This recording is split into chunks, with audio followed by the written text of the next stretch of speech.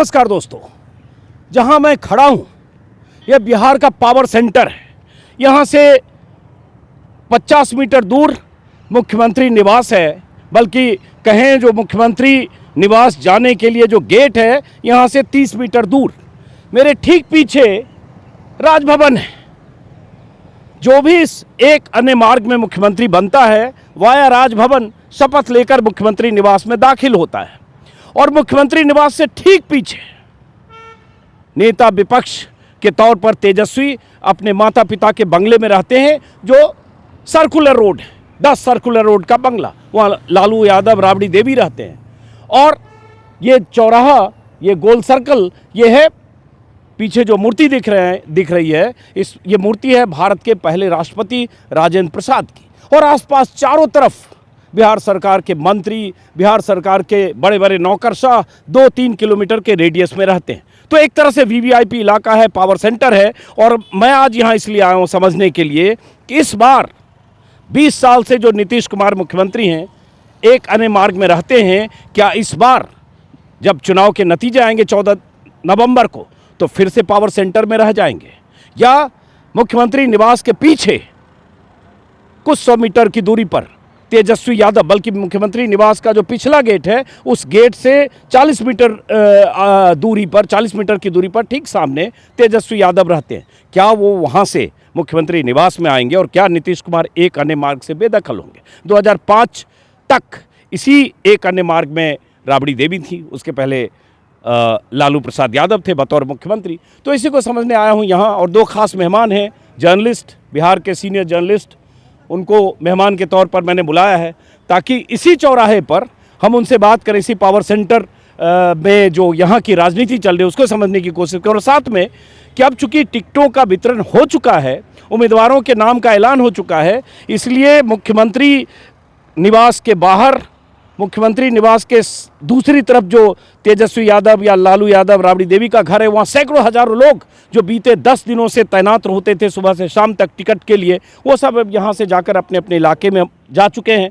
अब चुनावी रैलियाँ, सभाएं और उसका दौर शुरू होगा। तो खास मेहमान इनसे परिचय कराएं। संतोष सिंह हैं, इंडियन एक्सप्रेस के बिहार स्टेट हेड हैं, असिस्टेंट एडिटर हैं, सीनियर जर्नलिस्ट हैं। बिहार पर इन्होंने 3 किताबें, 4 किताबें, 3 किताबें लिखी, एक हिंदी आ गई, 3.5, हाँ 3.5, एक कोर्ट में है। हाँ ठीक है।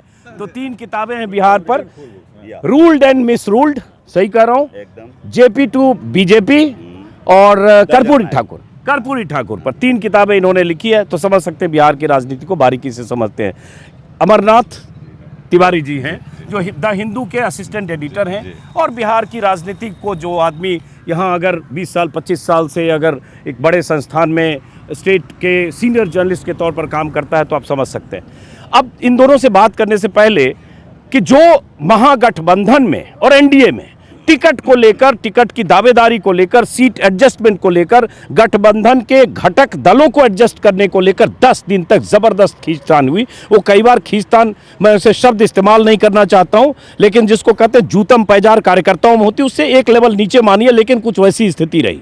और ऐसी खींचतान हुई कि मुकेश सहनी जो महागठबंधन के घटक दल हैं, जिनके साथ राहुल गांधी और तेजस्वी यादव लगातार 15 दिन एक गाड़ी की छत पर सवार होकर या रथ पर सवार होकर पूरे बिहार में घूमते रहे, उस मुकेश सहनी को अपने गठबंधन में बनाए रखने के लिए मुकेश सहनी की तरफ से जो सीटों की मांग थी उसको मैनेज करने में पसीने छूट गए। और आखिरकार आज खबर है अखबार में कि 7 ऐसी सीट है जहां महागठबंधन के उम्मीदवारों की फ्रेंडली फाइट होगी, मतलब मुकेश सहनी के भी उम्मीदवार होंगे और कांग्रेस या आरजेडी के भी उम्मीदवार होंगे। तो समझिए इस तरह से महागठबंधन चुनाव मैदान में जा रहा है। और आखिरी वक्त पर कल दोपहर तक, शाम तक जद्दोजहद होती रही।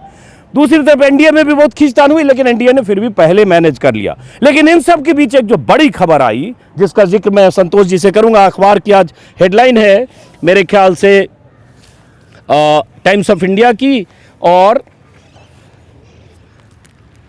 हिंदुस्तान टाइम्स की। ये हेडलाइन है, वहां से निकली है जब अमित शाह जो बीजेपी की सत्ता के नंबर 2 हैं, परसों आए थे पटना में एक टीवी शो में, और जब उनसे पूछा गया कि बिहार के मुख्यमंत्री के तौर पर आगे भी क्या नीतीश कुमार ही होंगे, इस तरह के सवाल, तो उन्होंने बहुत चालाकी भरा स्टेटमेंट दिया। चालाकी ये कि उनके स्टेटमेंट से लगता चित भी मेरी पट भी मेरी। उन्होंने कहा कि नीतीश कुमार के नेतृत्व में हम चुनाव लड़ रहे हैं, ये कौन नहीं जानता है।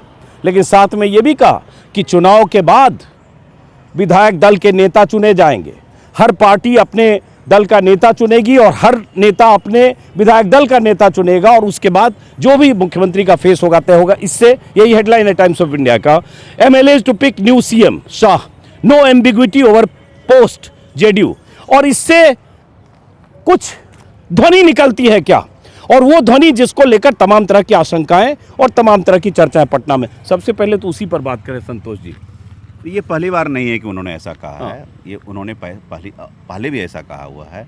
उसी चीज़ को उन्होंने पैराफ्रेज किया है, वो ऑलमोस्ट सेम वर्ड्स में वही चीज़ को बोला है और इन्होंने पूरी चीज़ को ओपन एंडेड रहा है। लेकिन मैं ये पूछता हूँ, ये जो आपने कहा दिया ना ओपन एंडेड रखा है, मैं ये पूछता हूँ कि ये कब से प्रयास नहीं कर रहे हैं कि नीतीश जी मुख्यमंत्री रहे हैं। ये बीजेपी का ऑपरेशन तो मतलब 13 के हटने के बाद मतलब स्टार्ट हो गया, जिसको कि कुछ लोग ऑपरेशन लोटस नाम देते हैं, मैं नहीं कहूँगा, लेकिन ये एक चलता है एक लिंगों में, ये प्रयास कर रहा है। मैं हमेशा मानता हूँ कि न ही नीतीश कुमार का स्वास्थ्य, न ही कोई पक्ष, उनके नंबर डिसाइड करेंगे कौन मुख्यमंत्री होगा। कल के डेट में अगर 60 सीटें आएगी, 100 से 101 पर आप लड़े हैं, ऑप्टिमिस्टिकली कितना जीत जाएंगे आप? 70, 80 मान देते हैं, 122 चाहिए, आपको 50 सीट चाहिए ना, कौन ला के देगा? चिराग पासवान, नीतीश कुमार ला के देंगे। नीतीश कुमार जैसे ही 55 की बाउंड्री पार करेंगे, प्रबल दावेदार होंगे।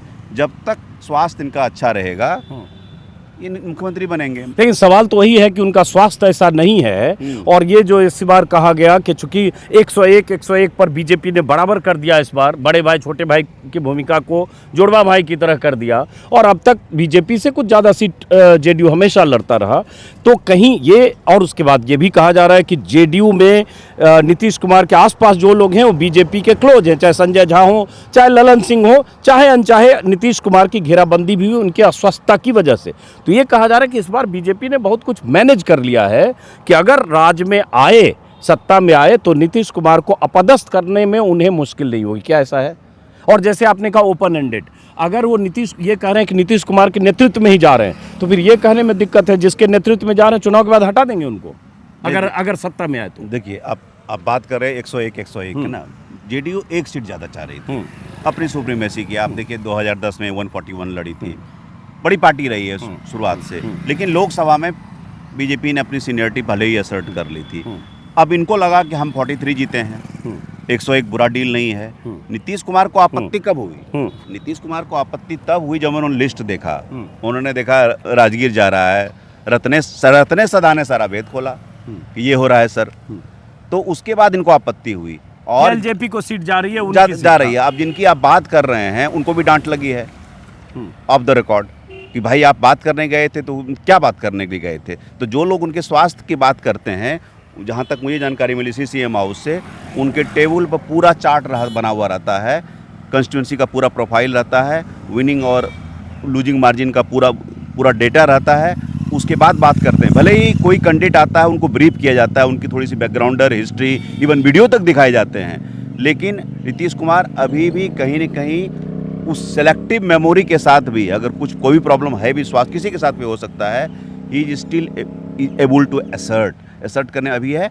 और ये टेबल पर बैठ करके ये सोचना कि ये हो जाएगा वो हो जाएगा, पूरी तरह से आप देखिए नंबर डिसाइड करेगा। आप जब 43 सीट्स आने के बाद भी आप उनको मुख्यमंत्री बनाए, वो सारे पोर्टफोलियो दिए तो जो आप चाहते थे, लेकिन जो वो चाहते थे। और 2025 की स्थितियों में फर्क है, उसमें एक स्वास्थ्य ही बहुत बड़ा फैक्टर। स्वास्थ्य का मुद्दा है, ये हमारे आपके बीच का मुद्दा है, ये अर्बन डिस्कोर्स है, ये रूरल डिस्कोर्स नहीं है। लेकिन आप बताइए, आप सहमत हैं? जैसे मैं तो इसको मानता हूं कि बीजेपी जैसी एक परसेप्शन भी है कि बीजेपी ने इस बार घेराबंदी की है, और बीजेपी भी मान रही है कि एक वक्त है जब नीतीश कुमार की सेहत की वजह से ही, और ऑब्वियसली नंबर डिसाइड करेगा, लेकिन जब नंबर आएगा भी तो नीतीश कुमार के इर्द गिर्द वो लोग हैं जो बीजेपी के लिए मुफीद हैं कि वो सत्ता परिवर्तन, मतलब नेतृत्व परिवर्तन में कारगर हो सकता है। ऐसा कुछ लगता है? मुझे थोड़ा सा ये इसमें ऐड करना, जो संतोष जी कर रहे थे कि उसमें स्वास्थ्य से अलग ईबीसी वोट भी है जो नीतीश कुमार से आइडेंटिफाइड है, और बीजेपी नहीं चाहती थी कि इलेक्शन के पहले शायद ये मैसेज जाए ईबीसी में नीतीश कुमार को जंग करके हटा करके। तो शायद वो पोस्ट पोल वो ऐसा एक्सरसाइज कर सकते हैं। और आप सही कह रहे हैं कि उनके जो करीबी लोग हैं वो पहले बीजेपी से क्लोज हैं। आप संजय झा जो वर्किंग प्रेसिडेंट है, इनका पॉलिटिकल बैकग्राउंड देख लिए, पहले कहाँ थे, वो अरुण जेटली के साथ ये थे, बीजेपी में close थे बीजेपी के। और मंत्री बने, कौन मंत्री बने, पहले भी मंत्री बनना चाहते थे। आप आरसीपी जब बने थे आपको पता है किस तरह से खींचतान हुई थी, तो इस बार मंत्री बनने में कामयाब रहे जो भी मंत्री इनके जेडीयू के हैं। ये सब लोग जानते हैं कि भाई उनका अपना लॉयल्टी किधर है, और कि अगर इस तरह की बातें चलती है पोस्ट पोल तो उसमें वो किधर जाएंगे, क्या करेंगे। अब बाकी कोई आज JDU as a political party in Bihar वो उस रुतबा नहीं है जो पहले हुआ करता था 2020 के पहले। 2020 के बाद ये 5 साल में काफ़ी कुछ बदला, आप सही कह रहे हैं, काफ़ी कुछ बदला है। और इसमें नीतीश कुमार जी का गिरता हुआ स्वास्थ्य, फॉलिंग हेल्थ मेजर इशू है। नहीं, मैं एक सवाल फिर रिपीट करता हूँ। देखिए, सरकार किसकी बनेगी 2025 में 14 नवंबर के नतीजों के बाद, वो तो उस दिन पता चलेगा। हम आप एक उस सिचुएशन में बात करते हैं कि अगर एनडीए को एज रहा और एनडीए की सरकार बनने की नौबत आए, क्या ऐसी स्थिति हो सकती है कि बीजेपी उस प्लान पर काम कर रही है कि अगर सरकार एनडीए की बनती है तो नीतीश कुमार उसका नेतृत्व ना करें? अमित शाह के इस बयान से ऐसा भी कोई मैसेज है? बिल्कुल, अमित शाह ठीक है संतोष जी, ये पहली बार नहीं कि अमित शाह ने इस चीज़ को कन्फ्यूजन में रखा, शुरू से रखा है। और अमित शाह जी नहीं बल्कि बीजेपी के कोई बड़े नेता ये खुल के नहीं कह पा रहे हैं क्या नीतीश जी हमारे मुख्यमंत्री, उनके नेतृत्व में चुनाव लड़ रहे हैं लेकिन मुख्यमंत्री होंगे, ये बात क्लैरिटी के साथ अभी तक कोई नहीं कह पाया। और उसमें एक बात है 2020 और पहले की स्थिति में कि नीतीश कुमार एसर्ट करने के पोजीशन में थे। अब 2025 में उनकी सेहत कहें, उनकी मानसिक स्थिति कहें, वो एसर्ट करने की स्थिति में होंगे जो 2020 में नीतीश कुमार थे? बिल्कुल नहीं है। देख के भी नहीं लगता, उनका पॉलिटिकल मूव्स भी ऐसा नहीं लगता कि वो कंट्रोल कर रहे हैं पार्टी को। पार्टी को कंट्रोल शायद कोई और कर रहा है, गवर्नेंस किसी और का है, और एसर्टनेस खत्म हो गया। अब बीजेपी एसर्ट जरूर करी, ऐसा जरूर लगता है देखने पर 5 साल। चलिए वापस आते हैं, इसमें इससे जुड़ा हुआ और कोई पहलू है, उसके बाद हम जरा महागठबंधन और बाकी चीजें नहीं, आप पूछिए, उसका जवाब अब दीजिए। दूसरी चीज है कि चुनाव में जो मैंने कहा कि जैसे महागठबंधन इतनी तैयारी कर रहा था और वोट चोरी के मुद्दे पर इतना घूमे, रथ पर चल के घूमे, बिहार में आपने 1300 किलोमीटर यात्राएं की, 20 जिले गए, दुनिया भर के तामझाम, और उसके बाद आप चुनाव की घोषणा 6 तारीख को होती है और कल जो है 17 तारीख को आखिरी दिन नामांकन है। आखिरी दिन तक दाव पेच एक दूसरे के उखाड़ पछाड़ में लगे थे इसका। और आज खबर छप रही है कि 7 ऐसी सीटें हैं जहां फ्रेंडली फाइट हो। क्या फ्रेंडली फाइट होती है एक रथ पर घूम के? देखिए, 2 अलायंस पार्टनर है ना, वो इस बार असर्टिव हैं। मुकेश सहनी पहले से ही असर्टिव थे, वो उनका नेचर रहा है कि भाई हमको डिप्टी सीएम प्लस, वो 40-50-60 से जितना पता नहीं स्टार्ट किए थे, और वही 14-15% सेटल हुए हैं। कांग्रेस ने पहली बार किया है कि उनको क्या होता था कि लूजिंग सीट्स मिल जाती थी, लेकिन इस बार उन्होंने कैलकुलेट किया कि जो सीट हम जीते हैं 19 में तो 2 चले गए थे, 17 बचे उनके। उसके बाद जो रनर अप वाली सीट है और वैसी सीटें जहां उन्होंने 20,000 या उससे ज़्यादा वोट्स लाए हैं, उनके टेबुलेशन में ये था ताकि उनकी विनिबिलिटी में ये कन्वर्ट हो। और इसमें सब जितना चीज़ देख रहे हैं, सबसे बड़ा योगदान कृष्णा अलवरू का है। मतलब पुटिंग इज फुट डाउन। इस बार वो टिके हुए हैं कि नहीं, हमको अपनी शर्तों पर चाहिए, ये सीटें चाहिए। जो आरजेडी जो उनको दे देती थी, जो उनको कहते, लालू जी कहते थे फेमसली कि अपना पहलवान दिखाओ, ये अपना पहलवान भी दिखा रहे हैं। कहा कि हमारा ये सीटें हम लड़े हैं, हमको ये सीटें चाहिए। तो कांग्रेस का ये ग्रोइंग असर्सन, वो SIR में घूमे हैं, उसके पहले राहुल गांधी की संविधान बचाओ यात्रा की है, कन्हैया कुमार घूमे हैं, जो एक साल का बिल्डअप है उसको वो इनकैश करना चाह रहे हैं। ये बिल्डअप सदाकत आश्रम में पहले कभी भीड़ नहीं दिखती थी, आपको किसी के जन्मदिन और पुण्यतिथि के मौके पर कुछ फोटोग्राफ्स मिल जाते थे। इस बार भीड़ भी दिख रही है, थोड़ा असर्सन भी दिख रहा है, कांग्रेस के झंडे भी ज़्यादा दिख रहे हैं। तो इस बार कांग्रेस असर्ट कर रही है कि हमारा जो स्कोर लाइन है बेटर हो, वहीं से ये कोरोजन हो रहा है। आप जो इसको फ्रेंडली फाइट कर रहे हैं, हो सकता है कुछ लोग विड्रॉ कर रहे हैं, लेकिन आप तो लड़ने के पहले ही हारने का दे रहे हैं संकेत ना, कि आपकी एकता कहाँ है। मैं ये कहता हूँ कि डिस्कस क्या कर रहे थे आप इतने दिनों से? सही बात है। ये कोऑर्डिनेशन कमेटी थी क्या? मैं इसको डिकोड करना चाहता हूँ, मैं समझना चाहता हूँ as a student of politics कि क्या कोऑर्डिनेशन था, ये किस चीज़ की कमेटी थी। जब आप सीट डिस्कस नहीं कर पा रहे थे, नॉमिनेशन का डेट निकल गया, आरजेडी की आधिकारिक लिस्ट नहीं मिली, हम लोगों को इधर उधर से जो लिस्ट मिली उस तरह से उस बेस पर हम लोग रिपोर्ट करते हैं। ऐसा पहली बार देखा। मैं भी पॉलिटिक्स कवर कर रहा हूँ इतने सालों से, 2.5 दशक हो गए, मैंने ऐसा कभी नहीं देखा था। तो ये शुभ संकेत नहीं है। दूसरी तरफ सहनी जी की अपनी अलग कहानी है, 60 से शुरुआत करते हैं, 15 पे सेटल करते हैं, और डिप्टी सीएम बनने का मतलब एक ऐसा है उनके अंदर में कि भाई हमको बनना है। तो मैंने इनको पूछा था कि आपने तो इलेक्टोरली अपने आप को प्रूव नहीं किया है, खगड़िया से लड़े, हार गए थे लोकसभा, आप सिमरी बख्तियारपुर से लड़े, वहाँ से भी हार गए थे, भले आप इलेक्टोरली प्रूव कीजिए। ये जो आप बोल रहे हैं कि आप 10% बताते हैं, आप सिर्फ मल्ला नहीं बताते हैं, पूरा नोनिया और क्या क्या बिंद और सब मिला करके 10% का कैलकुलेशन देते हैं। ओके फाइन, आप वो पोस्टरिंग कर सकते हैं, तो आप प्रूव नहीं किए हैं, एनीवे वो उनका प्रॉब्लम है। तो अलायंस में आकर के वो भी बात नहीं कर पा रहे हैं, तो ये अच्छा संकेत नहीं देता है।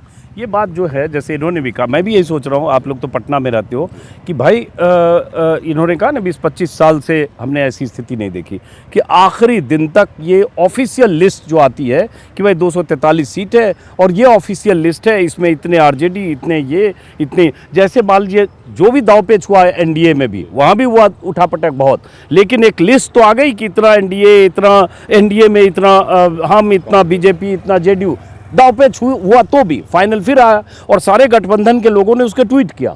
अब उस पर आते हैं कि उसमें क्या विवाद हुआ, लेकिन यहाँ तो अभी तक क्लियर नहीं है। बिल्कुल, अभी महागठबंधन में अभी तक क्लियर नहीं है ऑफिशियली। तारीख बीत गई पहले दौर के नॉमिनेशन की। 17 को था लास्ट डेट था फर्स्ट फेज का नॉमिनेशन फाइलिंग, वो खत्म हो गया डेट, और अभी तक हमको ये नहीं पता है कि कांग्रेस का ऑफिशियल लिस्ट कौन सा है, आरजेडी का ऑफिशियल लिस्ट या फिर फॉर दैट मैटर वीआईपी का ऑफिशियल लिस्ट का। दो छोटी पार्टियां जो हम हैं और ये सब अपने ये भी लोग दे पाएँ, लेकिन इनके तरफ से अभी तक किसी तरह कोई ऑफिशियल अनाउंसमेंट नहीं हुआ है। अब 40 का सीट रिलीज़ कर रहे हैं, 35 का सीट रिलीज़ कर रहे हैं, 160 का रिलीज़ कर रहे हैं, लेकिन ये पता नहीं अभी तक किसी को।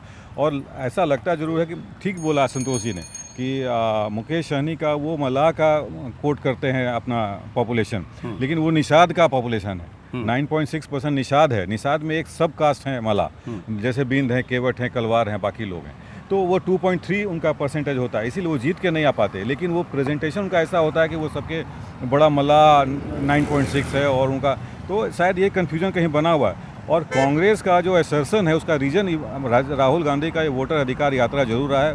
कांग्रेस बिल्कुल मृत अवस्था में थी बिहार में, कोई टेकर नहीं था इनका।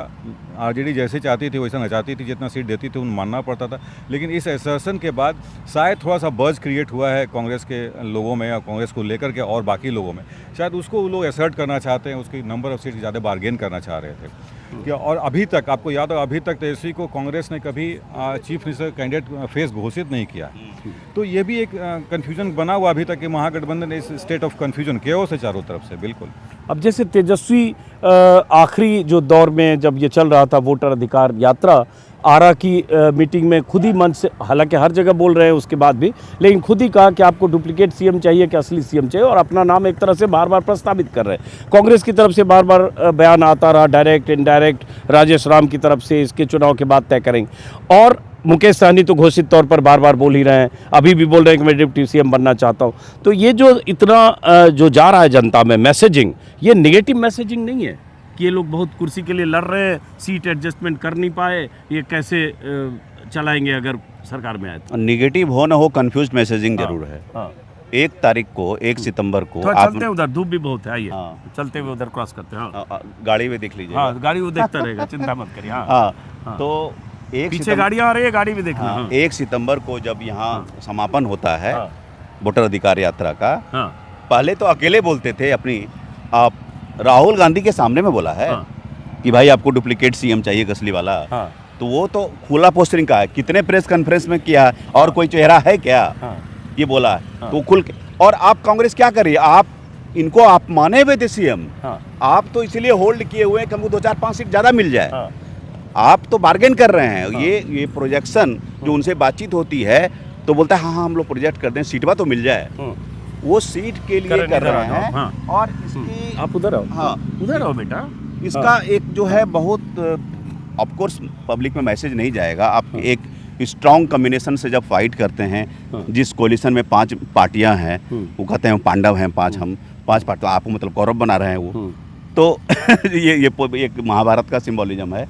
तो आप एक ऐसे अनअसेलेबल कॉम्बिनेशन, एक जो सोशल कॉम्बिनेशन बहुत अच्छा बनता है। अब कोई 2 पार्टियां छोटी नहीं भी हो तो मैं आप अगर 3 को आप लीडिंग का लें, बीजेपी, जेडीयू और चिराग पासवान, तीनों मिला करके एक अच्छा कॉम्बिनेशन बनता है। इसको कहते हैं कि अरुण जेटली कभी कोलिशन ऑफ सोशल एक्सट्रीम्स बोलते थे, रेनबो कोलिशन इसको बोलते थे, जिसमें कि अपर कास्ट भी है, ईबीसी भी है, दलित है। और अमरनाथ जी ने फिर कहा कि नीतीश कुमार की ईबीसी बड़ी तो कॉन्स्टिट्यूंसी है, उसमें मैं ऐड करूंगा महिला वाली कंस्टिट्यूंसी, जो एक कास्ट न्यूट्रल कंस्टिट्यूंसी है, वो बहुत बड़ा कंस्टिट्यूंस है। वो ऐसा नहीं है कि सिर्फ मोदी जी की कंस्टिट्यूंसी है, वो प्राइमरीली नीतीश कुमार की कंस्टिट्यूंसी है। आप देखिए सरायरंजन में बोलते हुए उन्होंने क्या कहा, 1,40,00,000 जीविका, ये जीविका दीदियां हैं, वो एक तरह से उनका अपॉलिटिकल फोर्स हो गया है। उनको जो मिला है और जो भी लोन मिल रहा है, you have to be registered with Jeevika, उसके साथ उसके बाद ही आपको लोन मिलेगा। तो वो कंस्टिट्यूएंसी जो उन्होंने क्रिएट किया था 50% रिजर्वेशन को दे करके, फिर उन्होंने निकाय में दिया, फिर 35% पुलिस में दिया आरक्षण, फिर सरकार में 16 में दिया, ये करके उन्होंने 2010 से साइकिल योजना वो पहले की बात है, बीजारोपण तभी से उन्होंने बीजारोपण कर दिया। उसको फर्दर कंसोलिडेट करने के लिए अब मेमोरी में रहे। कल ही अमित शाह भाषण में बोले हैं, जो छपरा की तरफ गए थे, तो उसमें कहा है कि भाई देखिए दिवाली आ रही है, आपको अकाउंट में मिल गया ना, तो आप इस चीज़ को कैश देके वोट में इनकैश करना चाह रहे हैं। तो वो एक मैसेज है। तो ये नीतीश कुमार का जो ये स्ट्रेंथ है, ये उनको पता है। ईबीसी, लवकुश, महादलित, तो ये सारा स्ट्रेंथ पता है। इसके बरक्स अगर दूसरी पार्टी आती है, अभी तक आपके कोलिशन की क्लैरिटी नहीं है, तो जनता में क्या मैसेज आएगा? आई थिंक अभी भी इनके पास देर नहीं हुई है, अभी भी लिस्ट जारी करके आप बताएं, ज्वाइंट प्रेस कॉन्फ्रेंस करके बताएं, क्लैरिटी बताएं कि क्या प्लान, पॉलिसी क्या है, आपका एजेंडा क्या है, ब्लूप्रिंट क्या है, आप मैनिफेस्टो बताएं। आप कंबाइंड की बात कर रहे हैं आप, महागठबंधन की, हाँ, तभी तो क्लैरिटी आएगी। अभी भी जैसे तेजस्वी ने अनाउंस कर दिया, मान लीजिए शायद 8-10 दिन हुआ या 12 दिन, जब भी हुआ, उन्होंने अपनी तरफ से अचानक कहा कि भाई बिहार में 20 दिन अगर सरकार बनी, 20 दिन में अधिनियम आएगा और 20 महीने में हर परिवार से एक को नौकरी मिलेगी। बट ये जो कहा गया, ये रिटन फॉर्म में एक कॉमन मिनिमम प्रोग्राम की तरह आना चाहिए। हालांकि हो सकता है आने वाले दिनों में आए, लेकिन ये तुरंत आना चाहिए ना, वेल थॉट, वेल डिजाइंड होना चाहिए ना। ये तो मैं पूछना चाहता हूँ तेजस्वी जी से, मैं जानना चाहता हूँ आज कि कैसे देंगे। मैं ये पूछना चाहता हूँ कि सर, हमने थोड़ा वर्कआउट किया है अरिथमेटिक, 25.6 लाख अभी एग्जिस्टिंग जॉब्स है हमारे पास, 2.76 करोड़ फैमिली है, एक नौकरी सबको, सरकारी नौकरी बोला है, रोजगार नहीं बोला है, सरकारी नौकरी बोला है। 2.5 करोड़ नौकरी, तकरीबन 2.5 करोड़ नौकरी। अगर 30,000 की नौकरी देंगे तो सालाना इस्टेब्लिशमेंट 90,000 करोड़। आपका बजट क्या 3.17 लाख करोड़ है। एग्जिस्टिंग कितने इस्टेब्लिशमेंट कॉस्ट हैं आपको पेंशन सैलरी में? 1.12, 2 लाख करोड़ पार हो गया। आपके पास क्या बचा? चलिए ये पार्ट हटा दिए, किसको नौकरी देंगे? 14.71% क्लास 10, 9.1% क्लास 12, 6.2% ग्रेजुएट्स। आप ही का सर्वे है, कास्ट सर्वे से का रिपोर्ट ये कोट कर रहा हूँ। और डिप्लोमा धारक जितने लोग हैं 0.58%। उसके बाद वो सब जाइएगा पॉइंट में आपको आएगा। तो sir, are you promising a labour force on सरकारी रोल? क्या बता रहे हैं? ये प्रैक्टिकली फिजिबल नहीं है। बट दिस सेड, अगर ये 10 लाख वाली नौकरी जैसे सर्कुलेशन में गई थी, अगर ये पब्लिक के सर्कुलेशन में ये चली गई, कॉइनेज में चली गई, तो ये बैटल को नैरो डाउन करेगा। उनके पास कुछ नहीं था, क्योंकि अपोजिशन की नैरेटिव, प्रशांत किशोर एक नया प्लेयर आ रहा है, वो पलायन, रोजगार बोल करके, शिक्षा क्वालिटी, गुणवत्ता शिक्षा, ये सब बोल के वो सेट कर रहे थे। ये विमर्श से बाहर हो गए थे, ये बोल करके ये विमर्श में वापस आए हैं। क्योंकि ये जो बोला था मोर और लेस कर दिया, 200 मेगावाट, 125 मेगावाट, 1500 बोले थे, इन्होंने 1100 कर दिया। तो वो उनको लगा कि ऐसा क्या किया जाए। मुझे नहीं लगता है कि उन्होंने कोई ब्लूप्रिंट इसका तैयार किया है कि how he will give it. अब उन्होंने 20 मंथ बोला कि 20 दिन में अध्यादेश, अगले 20 महीने में पूरी नौकरी।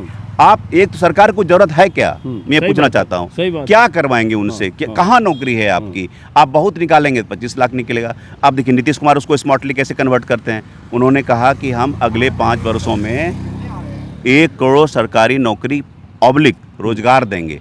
तो रोजगार तो आप किसी को भी दे सकते हैं, मैट्रिक पास है, नहीं पास है, छोटा सा। उसको तो 10,000 रुपया दे के किसी को दे रहे हैं, कुछ भी, वो भी रोजगार है, वो भी रोजगार है। रोजगार वो एक बड़ा ही रिलेटिव टर्म उसको आप डिफाइन कर सकते हैं। प्रधानमंत्री कह चुके हैं पकौड़ा बेचना भी रोजगार है, तो कुछ भी रोजगार है। तो रोजगार हो सकता है। तो ये पूरी तरह से इम्प्रैक्टिकल है। हाँ, अब लेट अस सी कि सर्कुलेशन में कितना जाता है, कहीं हम गलत तो नहीं है। हो सकता है हम फील्ड में जाकर के थोड़ा सा रिविजिट करना चाहेंगे। जी, तो एक ये सवाल जो है तेजस्वी का ये है कि तेजस्वी ने जो अनाउंस किया वो एक डिजाइंड ब्लूप्रिंट होना चाहिए और मैनिफेस्टो का हिस्सा होना चाहिए, नहीं है जो इनकी आशंका है, संशय है, वो हम लोग किसी को भी समझ में आ गया कि कैसे होगा। लेकिन मैं थोड़ा सा बीच में एक डेविएट भी करता हूँ, चूँकि अचानक प्रशांत किशोर का जिक्र आया और शायद इंट्रो के समय प्रशांत किशोर मेरे दिमाग से निकल गया था। दिमाग से इसलिए निकल गया कि जब 7-8 दिन घूमा तो लग रहा है कि जितना बड़ा हवा क्रिएट किया गया सोशल मीडिया पे, ज़मीन पर उसका असर बहुत कम है। तो प्रशांत किशोर एक फैक्टर, जब भी पिछले 2-3-4 महीने 6 महीने से बिहार को एनालाइज किया जा रहा है, बिहार की राजनीति को और बिहार के संभावित नतीजे को, तो चुनाव के उस पूरे फैक्टर में प्रशांत किशोर को एक्स फैक्टर की तरह से उसमें एनालाइज किया जा रहा है। आज अगर देखें उनके भी उम्मीदवार घोषित हो गए और जिस तरह के उम्मीदवार घोषित हुए और जिस तरह से उन्होंने पहले आज तक कहा है, उस दोनों में और आज की ज़मीनी हकीकत में क्या फासला देखते हैं? देखिए, सबसे पहले तो आप ये चेक कर लिए कि प्रशांत किशोर सीट अनाउंसमेंट के पहले कहा करते थे कि कम से कम 40 मुसलमान उम्मीदवार हम देंगे। हाँ।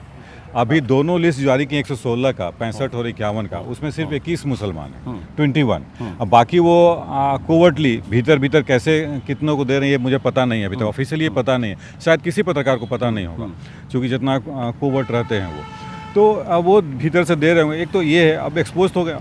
अगर तेजस्वी के बारे में जो आप पूछ रहे थे संतोष जी से, तो मैं जोड़ दूँ तेजस्वी का जो हर घर में नौकरी का जो ये प्रॉमिस है वोटर्स को, उसको हम उसी तरह से देखते हैं जैसे प्रधानमंत्री ने 15 लाख का वादा किया था। ये पोल के समय में बिल्कुल इस तरह की वादे लोग करते हैं, नेता करते हैं, बिल्कुल। तो वो जुमला है, ये भी जुमला है और लोग उसी ढंग से ले भी रहे हैं। लेकिन हाँ, 10,000 का कनेक्शन बहुत है और उसका बज भी है अमंग द वोटर्स, जो वीमेन वोटर हैं, शायद 48% हैं बिहार में, तो उनमें वो टेकर्स हैं उनके, वो काम कर रहा है उनका। लेकिन उसका दूसरा रेमिफिकेशन भी आपको बता दें कि ये जैसे संतोष जी ने बताया कि जीविका दीदियों को दिया जा रहा है 10,000 रुपया। जीविका दीदी कौन है, किस सेगमेंट से आती हैं? वो काफ़ी गरीब तबके से आती हैं और गरीब तबके की जितनी महिलाएं, उसमें 60-70% महिलाएं लोन ली हुई होती हैं पहले से।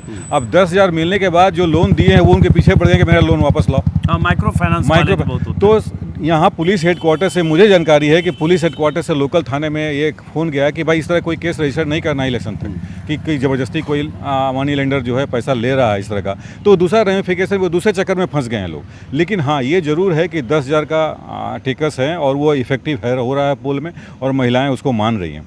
बाकी प्रशांत किशोर क्या करेंगे क्या नहीं करेंगे, ये लोग यही बता रहे हैं कि भाई इस इलेक्शन तक तो देखना है उनको। अब आगे के इलेक्शन में देखें। प्रशांत के, मुझे ऐसा लगता है जर्नलिस्ट के, प्रशांत किशोर को 2035 की तैयारी करनी चाहिए। इस 2029 तक तो उनका कोई टेकर नहीं है। 2035 ले जा रहे हैं, बिल्कुल 2035 की तैयारी करनी चाहिए, मुझे ऐसा लगता है। तो अभी इसका मतलब आप मानते हैं 2043 सीट में से 25-50 सीट आएगी? नहीं सर, 10 के नीचे आने, मुझे ऐसा लगता है कि 10 तक आ गए तो प्रशांत किशोर का ये विनिंग फैक्टर होगा। जो कहते हैं कि 100 पर आएंगे या फर्स्ट पर आएंगे, 150 जाएंगे या 10 के नीचे आएंगे, शायद वो 10 के नीचे ही आएंगे। वो सही असेसमेंट किए हैं। एक बड़ा इंटरेस्टिंग है, प्रशांत किशोर अचानक शुरू की बातचीत में नहीं आया था नाम, और लेकिन वो दिलचस्प फैक्टर है बिहार में, और उस फैक्टर को प्रशांत किशोर ने जिस ढंग से 2 साल में अपने इर्द गिर्द सोशल मीडिया के ज़रिए, अपने मुद्दों के ज़रिए, जिस तरह से मुद्दे उन्होंने उठाए, बनाए, नो डाउट एक फैक्टर बने। लेकिन चुनाव के नतीजों के संदर्भ में जब पूछा जा रहा है तो पिछले कुछ दिनों से वो अर्श पर या फर्श पर बोलते हैं, और खुद उन्होंने लकीर खींच दी 10 के नीचे या 150 के ऊपर, मतलब 0 to 150 की रेंज उन्होंने तय कर दी। 2 सीट आएगी तो कहेंगे देखो मैं तो कहता ही था, 0 आएगी तो कहेंगे मैं तो कहता ही था फर्श पर, और ऊपर का तो पता नहीं। तो अर्श पर या फर्श पर अगर हम अब टिकटों के बाद देखें तो 2015 का जब चुनाव हुआ था तो आपको याद होगा जब काउंटिंग शुरू हुई, पोस्टल बैलेट की काउंटिंग हुई, और जो शूट किया बीजेपी के ऑफिस सामने पटाखे छूटने शुरू हो गए थे। फिर नीतीश कुमार सावर में थे तो निकले तो प्रशांत से बात किए। ये बातें मुझे खुद प्रशांत जी ने बताई है। तो उन्होंने कहा कि क्या हो रहा है, कहा कि कुछ नहीं सर, 1 घंटे में सब सबसाइड करेगा। That exactly happened. मैं ये बोल रहा हूँ कि उसमें प्रशांत जी ने 180 सीटें बोली थी, अगाया कितना 178, बुलसाई ऑलमोस्ट। बंगाल में ही कॉल्ड इट करेक्टली कि बीजेपी 3 अंकों में नहीं जाएगी, नहीं गई। लेकिन लोकसभा चुनाव में उन्होंने 300 पार किया और 200 लोकसभा में गलत हुए। मैं 2 इलेक्शन को जाऊँ, जब अपनी बारी आई है तो आपने एक ऐसा प्रेडिक्शन किया है कि जो हम आप कोई भी कर सकते हैं, कोई भी नंबर कर सकते हैं। तो ही इज़ प्लेइंग सेफ। होता क्या है ना कि जब रेटरिक से रियलिटी वाले फेज में आप जाते हैं, ट्रांजिशन होता है, तब आपको पता चलता है पॉलिटिकल पार्टी की बिगनिंग का भी एक रोमांटिक फेज होता है। वो रोमांटिक फेज जब उनका निकल गया, करे ये हुआ, पलायन देंगे, बिहार के नक्शा बदल देंगे, सब सुना, बहुत स्लोगन बहुत अच्छा लगा। अब जब बहुत ही रिजिड स्टेट है, कास्ट स्ट्रक्चर है हमारा, बहुत इतना आसान नहीं है। मैंने यही प्रश्न तो पूछा था कि 35 वर्ष से जो शासन चल रहा है, आखिर आप क्या कर लेंगे जो बदल जाएगा? 10 वर्ष तो आप इन्हीं की मुखालफत कर रहे थे, आप इन्हीं के बारे में चर्चा कर रहे थे। लालू जी का आप कहते हैं कि हम नहीं किए थे, लेकिन उस कॉम्बिनेशन के बारे में बात कर रहे थे ना। चलिए कोई बात नहीं, आपने नया नया प्रयास किया। पूरे जो संगठन से मैं ये जानना चाहता हूँ कि who are your foot soldiers? आप ये जानिए, आप जो वहाँ का संगठन है, एक एक व्यक्ति पर उन्होंने कॉरपोरेट स्टाइल में 1-2 आदमी को बिठा दिया है। वो आपका प्रेस रिलीज बनाएगा, कहाँ बोलना है, कितना बोलना है, वो जो कॉरपोरेट स्टाइल में कर रहा है। वो नीचे का मैं रीजन बता रहा हूँ। कल का एक उनका कार्यकर्ता अमित विक्रम है, वो उन्होंने पोस्ट किया है फेसबुक पर, उनके साथ मारपीट की गई, उसकी क्या सच्चाई है मैं उन्हीं के फेसबुक के हिसाब से कर रहा हूँ। ये एक भले भगवान करे स्ट्रे इंसिडेंट हो, लेकिन इस तरह की बातें आप एक नीचे का स्ट्रक्चर, वो क्लेम करते हैं कि हमारा सबसे बड़ा स्ट्रक्चर है, वो स्ट्रक्चर आपका रिफ्लेक्ट होना चाहिए। क्या पब्लिक में वो मैसेज गया आपके बारे में कि भाई आप, सही बोला अमरनाथ जी ने कि वो जाके कहते हैं देखेंगे क्या ये, हाँ वहीं जीत सकते हैं कि जो और पार्टियों के, जिनकी कुछ नेताओं, जिनकी अपनी पॉलिटिकल कंस्टिट्यूएंसी है, जो कि 15 साल 20 साल घूमे हैं फील्ड में, अपना कमाया है, इनके साथ मिल करके, और एक ऐसा सोशल कम्बिनेशन, 3 चौतरफा फाइट हो जाता है, वहाँ जीत सकते हैं। जैसे कि आप मान लीजिए जोकीहाट है, जोकीहाट में मोहम्मद तस्लीमुद्दीन बेटे सरफराज लड़ रहे हैं, शाहनवाज लड़ रहे हैं, और सुनते हैं कि AIM भी वो वहाँ कैंडिडेट देना है, JDU ने मंजर आलम को दिया है। इस तरह की सीटें जहाँ की 3 तरफा चौतरफा फाइट हो, वो निकल सकते हैं कि वो ऑप्टिमिस्टिक नंबर 10 तो बहुत ज़्यादा मुझे ऑप्टिमिस्टिक नंबर लग रहा है। Of course below 10, it could be below 5, don't know. मैं अब जाके हम लोग कैंडिडेट देखना पड़ेगा कौन होगा। Below 3 also, below 2 also. हाँ, वो कुछ भी हम भी ले सकते हैं। हम भी जब 0 से 50 वो ले रहे हैं, तो हम भी 0 से 10 तो ले ही सकते हैं ना। सही बात। तो वो ये है, तो एक विमर्श में एक अच्छा है कि एक इंटरेस्टिंग फैक्टर, एक एक्स फैक्टर चुनाव में आया है, जिसको हम लोग डिस्कस करने के लिए बात कर रहे हैं, फील्ड में घूम रहे हैं, हम लोग उसको डिसिपर करने की कोशिश कर रहे हैं। हम ये जानना चाह रहे हैं कि भैया हमारा, जिसको क्या बोलते हैं गैंगीज, वो भी वोट देता है कि नहीं देता है? 2000 के बाद वाला बॉर्न है, वो वोट देता है कि नहीं देता? जेनजीज जो भी है, मैंने आई कांट स्पेल इट, मतलब करेक्ट, जेनजी जो भी है, तख्ता पलट देता है, तख्ता पलट देता है वो आपने नेपाल का रेफरेंस दे दें, जो भी है। तो वो क्या उस चीज़ से ऊपर उठा है? क्या हम पूरा, और मान लीजिए कोई कैंडिडेट का बहुत अच्छा प्रोफाइल है, तो वो उनका प्रोफाइल एकेडमिक लाइफ में है, पब्लिक लाइफ में आपने क्या कंट्रीब्यूट किया है, कहाँ गए हैं, किसी का राशन कार्ड बनवाए हैं आप, आयुष्मान कार्ड बनवाए हैं आप, सुख दुख में गए हैं? अरे पप्पू यादव देखिए, अब कहीं हम लोग कहीं नहीं पहुँचते, पप्पू यादव पहुँच जाता है। तो अगर इस वेलफेयरिज्म से नेता बनना होता, आज बिहार के सबसे बड़े नेता पप्पू यादव होते, सब जगह पहुँचे हैं। तो आपको फील्ड में अपने आप को इन्वेस्ट करना पड़ेगा। मैं इसलिए बोल रहा हूँ, उतने प्रयासों के बाद ही बेचारे सीमांचल तक ही सीमित हैं नेता, अलग बात है कि ठीक है, फिर भी निर्दलीय जीत गया, बहुत बड़ा क्रेडिट है। वही कि तेजस्वी लगे रहे पूरी ताकत। मैं वही कह रहा हूँ, कितने मैंने वो ये कमाने में उनको कितने साल लग गए, कितने साल लगे, कितने पैसे लुटाए या लगाए, हाँ, इन्वेस्ट किया, पता नहीं कहाँ से आता है, वो अलग कहानी। इन्वेस्ट किया। मैं तो बोलता हूँ, पब्लिक मन से बोलता हूँ कि भाई किसी को अगर ब्लड नहीं मिलता है तो पप्पू यादव या मुकेश सिसारिया दिलाता है, या पप्पू यादव दिलवा सकता है आपको। ये उनका ह्यूमन साइड है। तो ये वहाँ तक पहुँचते हैं। तो मैं ये इस एग्जाम्पल से ये बताना चाह रहा हूँ कि आपको पॉलिटिकली इन्वेस्ट करना पड़ेगा, फील्ड में समय देना पड़ेगा।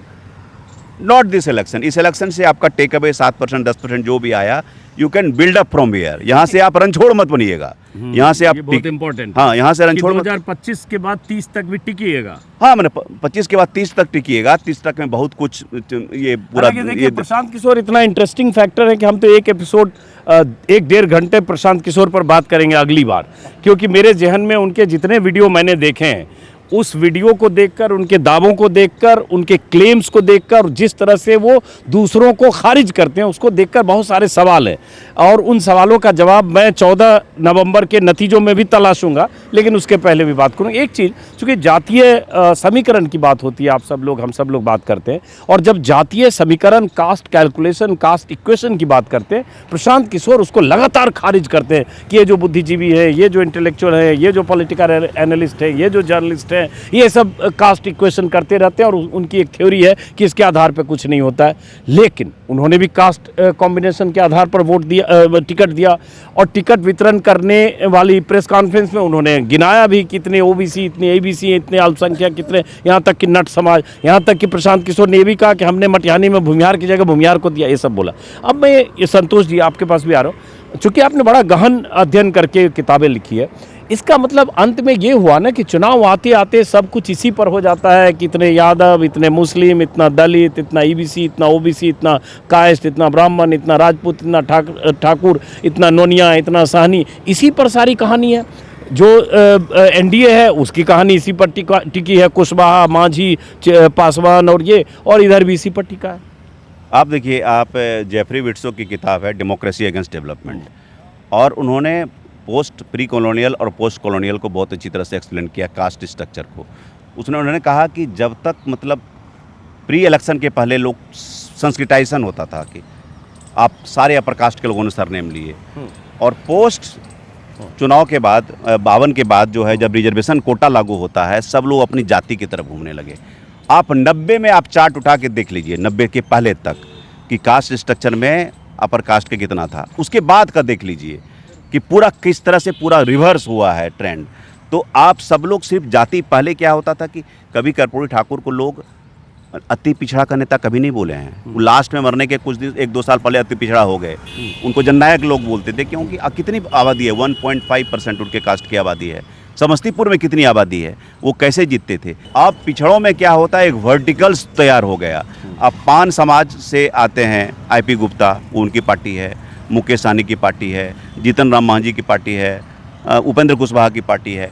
तो इतने वर्टिकल्स तैयार हुए, हम इस तरह से खांचों में बटे हुए हैं जाति के, कि बहुत अच्छा हो, आइडियल कंडीशन हो, इससे बाहर आएँ। ये नहीं बोलता हूँ कि इससे लोग बाहर नहीं आते हैं। अगर ऐसा नहीं हुआ होता कि नीतीश कुमार, जिनका की जाति आधार 3% से कम है, एक पॉलिटिकल, बिहार के पॉलिटिकल हिस्ट्री में टेस्ट केस है कि उस जाति, कम जाति आधार का नेता कितना लंबे समय तक लॉन्गेस्ट सर्विंग चीफ मिनिस्टर हो सकता है, और कभी उन पर जाति का टैग नहीं लगा है, जबकि वो भी वही सब काम करते हैं। जब वोट देते हैं, ये अपना टिकट बांटते हैं, वो भी करते हैं, लेकिन वो चिपका नहीं है। मैं ये कह रहा हूँ कि सेलेक्टिवली डेवलपमेंट कार्ड भी चलता है, लेकिन अभी जो आप जब पिज्ज़ा बनाते हैं ना, तो आपका डो जो है ना, वो डो इम्पॉर्टेंट है। टमाटर और जो भी है, पनीर वनीर बाद में डालिएगा आप, तो वो बेस इम्पॉर्टेंट है। तो बिहार का बेस अभी भी कास्ट है। भगवान करे ये टूटे। डॉक्टर लोहिया बहुत पहले कहते थे जाति टूटे, फिर वही बोलने लगे पिछड़ा पावे 100 में 60। चलिए, अब वही जो एक जातीय समीकरण की बात कर रहे हैं, तो आज की तारीख में जब जातीय समीकरण की बात होती है, ऐसे होती है कि 35-37% वोट लगभग एनडीए के, 35-37% लोग वोट लगभग प्लस माइनस 1-2% मान लीजिए गठबंधन के होते हैं, जिसमें मुस्लिम, यादव और बाकी समीकरण साहनी को जोड़ लीजिए। लेकिन ऐसे अगर जातीय समीकरण और एक कास्ट के अकॉर्डिंगली वोट बैंक देखें, तो एनडीए के साथ चिराग पासवान है, एनडीए के साथ उपेंद्र कुशवाहा है, एनडीए के साथ जीतन राम मांझी हैं, और उसके बाद जो उनके जो 2 बड़े घटक दल हैं ये। यहाँ अगर देखें गठबंधन में तो तेजस्वी यादव की पार्टी और कांग्रेस, और एक साथ में मुकेश सहनी। इसमें अगर इस समीकरण को देखें तो इसमें कौन भारी दिखता है? देखिए, भारी और हल्का होने का कोई ये नहीं है, दोनों अपना अपना साधे हुए हैं अपने। और जाति है कि जो जाति नहीं, जो शायद कहते हैं हिंदी में, लेकिन कास्ट फैक्टर ये पैन इंडिया फैक्टर है, ये कोई बिहार से रिलेटेड नहीं है, हर जगह है, साउथ में भी है, यहाँ भी है, आप बोका लिखा और कनाडा, यूपी में भी पीटीआई चला रहा है फाइनली। और शायद ये रिपोर्ट आप लोग जरूर देखिए। मैं रिक्वेस्ट करूंगा कि जो जिंदल के किसी प्रोफेसर दिया, 57% लोग बिहार में अभी भी कास्ट को फोकस रख के ही सारा चीज़ करते हैं, चाहे वो शादी हो, चाहे नौकरी हो, चाहे अपना पर्सनल रिलेशन बनाते हैं, वो 57% का रेशियो, तो इसको आप इग्नोर नहीं कर सकते। और शायद यही कारण था कि प्रशांत किशोर भी जब रिलीज़ कर रहे थे अपने कैंडिडेट्स का लिस्ट, तो वो 31 ईबीसी हैं और 21 माइनॉरिटी हैं, ओबीसी हैं, कुछ अपना इस तरह से कास्ट का कॉन्फ़िगरेशन बता रहे थे। तो इसको आप इग्नोर नहीं कर सकते कास्ट को अलग ले जाके। कास्ट एक रियलिटी है, और कास्ट के आधार पर ही बाकी पार्टियाँ, आपको याद है 90 के पहले या 90 के बाद जब लालू जी से हम लोग मिला करते थे, जब चीफ मिनिस्टर थे, तो वो कहा करते थे कि 31% से हम तो फ्लाइट लेते हैं इलेक्शन के समय, 17 मुस्लिम एंड 14% यादव, तो 31% फ्लाइट, उसके बाद जो जुड़ जाए। नीतीश जी आए तो क्या किया उन्होंने, ईबीसी को 36% ये लेके आए, बाकी कोई और आएंगे तो वो, लेकिन प्रशांत किशोर ये नहीं कर पाए। क्यों नहीं कर पाए, इसका कारण ये है कि प्रशांत किशोर बिजनेस और पॉलिटिक्स में थे, बना बनाया घर था पॉलिटिकल पार्टीज का, उसमें वो ऐड ऑन करते थे। जैसे संतोष जी ने कहा कि डॉ के बाद वो टमाटर वमाटर में, तो वो टमाटर और चटनी मिलाने का काम क्या करते थे। अब इस बार वो पहली बार वो इनटू पॉलिटिक्स हैं, पॉलिटिक्स में खुद कर रहे हैं, वो नहीं कर पा रहे हैं, बेस बनाने में उनको समय लगेगा। लेकिन अब उन्होंने कहना शुरू कर दिया है कल परसों से कि कुछ पत्रकार हैं जो बिहार को हमेशा से बेचते आए हैं, बिहार की गरीबी को दिखाते हैं, लॉलेसनेस को दिखाते हैं, वो बोल रहे हैं इस तरह की बातें। कौन बोल रहे हैं? प्रशांत जी का ये 2-3 दिन से कुछ पत्रकारों का, दिल्ली के पत्रकारों का ये कहना शुरू कर दिया है। कुछ पत्रकार हैं जो बेच रहे हैं बिहार को, शुरू से बेच रहे हैं, आज भी बेच रहे हैं कि लॉलेसनेस है। ये रियलिटी है प्रशांत जी, आपको ये भी ये रियलिटी है। आप घूमिए बिहार को, आप भी जान रहे हैं रियलिटी है बिहार की। लेकिन वो वैसा ही पत्रकार चाहते हैं, जो बोल रहे हैं वही बोलने लगे कि भाई प्रशांत किशोर 100 सीट ले लेंगे, 125 सीट। भाई ऐसे भी पत्रकार हैं ना बिहार में जो 6 महीने से 100 सीट 125 सीट दे रहे थे। तो आदमी जो रियलिटी है, अगर हमें नहीं दिखेगा 100 सीट मिलता हुआ तो हम कैसे बोले 100 सीट मिलेगा? आप बोलिए कि हम, भाई मुझे तो याद है कि वो 20 दिन पहले तक इंटरव्यू में बोलते थे डिसाइसिव मेजॉरिटी आएगी। मुझे याद है कि कुछ महीने पहले एक जर्नलिस्ट ने किसी बातचीत में कहा शायद कि 135-40 सीट आ जाएगी ना, उन्होंने कहा 135-40 सीट के लिए हम लड़ रहे हैं, इतनी सीट आ जाएगी तो मैं तो हार मानूंगा। तो उस हिसाब से तो उस दिन लग रहा था कि उनको 200 पार करेंगे। और अगर आज ऐसी जर्नलिस्ट का काम है, जो दिखे सो दिखाएंगे। मैं भी जैसे प्रशांत किशोर पे 10 वीडियो मैंने किया, मैं राघोपुर गया, उनके जो उन्होंने आरोप लगाए अशोक चौधरी पर या सम्राट चौधरी पर, सब किया। लेकिन अगर जमीन पर जनता नहीं दिखेगी, पत्रकार थोड़ी जिता देगा। प्रशांत जी आज के पॉलिटिकल लीडर बनने की कोशिश कर रहे हैं। जब यूट्यूब का या सोशल मीडिया का एज है, उसमें वो कुछ मैनेज, प्रशांत जी की एक्सपर्टीज भी यही रही है, मीडिया को मैनेज करना और बाहर के लोगों को। प्रशांत जी का इंटरव्यू और लोग मीडिया में इसलिए भी छाए हुए हैं कि Prashant ji is easily accessible for interviews. उनको फ़ोन कीजिए, वो रात में खुद चले जाते हैं आपके ऑफिस में इंटरव्यू देने के लिए। वो इस तरह का है। बाकी नेता नीतीश कुमार साहब इंटरव्यू नहीं कर सकते हैं, तो इसी साहब इंटरव्यू जल्दी नहीं कर सकते हैं, वो आपको अपॉइंटमेंट लेना। हिसाब से तो उनकी तारीफ करना चाहिए कि वो ज़्यादा एक्सेसिबल है। नहीं एक्सेसिबल है वो, इसमें कोई दुमत नहीं है। और जो इशू रेज कर रहे हैं उसका भी सोशल कनेक्शन है वोटर्स में। लेकिन पॉलिटिकल लीडर के रूप में स्टैब्लिश करना, पॉलिटिकल पार्टी के रूप में जैसे स्टैब्लिश, उनको समय लगेगा, उनको समझना पड़ेगा बिहार को। और बिहार को कोई बेच के यहाँ से कोई भागने वाला नहीं है। बिहार को कोई बेचे, जो रियलिटी है, लेकिन उससे चूकेंगे भी नहीं। प्रशांत जी अगर आप 0 पर हैं तो आपको 0 ही लिखेंगे, 100 नहीं लिख सकते, नहीं बता सकते हैं। तो अब प्रशांत किशोर से विषय बदलते हैं, क्योंकि प्रशांत किशोर की टीम जो लाइन में ऐड करूँगा खाली पर अमरनाथ जी में, हाँ। सोशल मीडिया पर उन्होंने इस्टेब्लिश कर लिया है, अब सोसाइटी में इस्टेब्लिश करना पड़ेगा। हाँ, जैसे आपने कहा ना, अब सोशल मीडिया आपने कहा, जैसे आज ही मैं देख रहा था, मेरा फ़ोन लाना, आज ही मैं देख रहा था, सुबह जब मैं यहाँ के लिए आ रहा था तो देखा मैं सोशल मीडिया पर प्रशांत जी की टीम के ही लोग होंगे जनसुराज पर, जो ये लोग क्या करते हैं कि जितने व्यूज़ प्रशांत किशोर के आए, जितने व्यूज़ अमित शाह के, किसी और पार्टी के आए, उसके हिसाब से वो बनाते हैं कि ये देखिए किसको कितना लोगों ने देखा। तो मैंने मुझे लगता है होगा शायद, हाँ, जैसे अब आज ही है, देखिए किसको चाहता है बिहार। अब क्या हो, सम्राट चौधरी किसी कॉन्क्लेव में थे तो 52,000 लोगों ने देखा, प्रशांत किशोर को 2.5 लाख लोगों ने देखा, अमित शाह ने 62,000 लोगों को देखा। इसके हिसाब से इन्होंने तय कर लिया कि ये जो है वोटिंग के रेशियो में तो फिर सम्राट चौधरी से 5 गुना, अमित शाह से भी 4 गुना।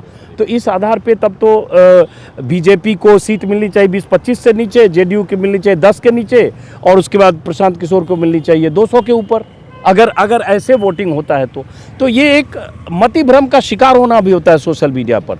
और बहुत सारे लोग सुनते हैं सबको, जैसे मैं भी उनके 40 इंटरव्यू सुन चुका हूँ, बहुत सारे अच्छा बोलते हैं, लॉजिकल बहुत सारी बातें होती है बिहार के डेवलपमेंट की, बहुत सारे नए मुद्दे उन्होंने उठाए जो ज़रूरी मुद्दे हैं। लेकिन फिर जनता, पब्लिक एट लार्ज जिसको कहते हैं, 7.5 करोड़ वोटर, क्या वोट देने आएगा? और ये सवाल फिर उठता है, नहीं देने आएगा तो सुन के उसके बाद सुन के अनसुना कर रहा है, ये इम्पोर्टेंट है। नहीं, वो वही तो ये उनके लिए भी एक सीख होगी। मुझको नहीं लगता है कि उन्होंने इंटरनल सर्वे नहीं करवा रहे हैं, क्या जरूर करवा रहे होंगे, हमें बता नहीं रहे हैं कि क्या उनको सर्वे मिल रहा है। सोशल मीडिया की आप बात कर रहे थे, सोशल मीडिया अगर क्राइटेरिया होता तो बिहार के अभी 3-4 और मुख्यमंत्री बन चुके होते। ये थोड़ी होता है सोशल मीडिया पर पूरा सर्च, आप कोई भी वीडियो पोस्ट कीजिए, आप देखिएगा कमेंट से एक पैटर्न मिलेगा आपको जो ट्रोल किया जाता है एक पैटर्न होता है। ये सबको समझ में आता है कि कहाँ से ये चीज़ें हो रही है। तो वो डेमोक्रेसी में ये चीज़ें इस तरह से काम नहीं करती है, बहुत सारे फैक्टर्स होते हैं, बहुत दिन की लॉयल्टी होती है। आप राघोपुर घूम के आए, पता चल गया ना, आप ही को कहा था ना कि 1000 गाड़ी लेके आएंगे, तेजस्वी 1 गाड़ी लेके आएंगे। मैं आपकी बात को कोट करता हूँ। बिल्कुल मेरे वीडियो में। तो ये अंतर है। ये सिर्फ मैं एक कंस्टिट्यूंसी की बात नहीं कर रहा हूँ, तो वो लॉयल्टी ऐसे भी नहीं है। नीतीश कुमार एक दिन में नेता बने हैं, 77 से धूल फांक रहे हैं जाकर के, तब ठीक ढंग से 2005 में बने, वो भी एक कॉम्बिनेशन हुआ। तब बने। तो एक किसी किसी की पॉलिटिक्स से एक लंबी फाइट होती है। मैं बहुत सारे कैंडिडेट को जाता हूँ, 20 साल 25 साल हो गया है, टिकट नहीं मिल रहा है, पार्टी में लगे हुए हैं। मैं पूछता हूँ कि ये मोटिवेशन कहाँ से लाते हो? ये 3 वर्ष इन्होंने दिया है। 3 वर्ष में दे करके आप इस टाइम में आपने एक नई पार्टी बनाई जब सोशल मीडिया का बूम है, पूरा एकदम ऐसे क्लाइमैक्स पर है, और आप उसके मास्टर हैं।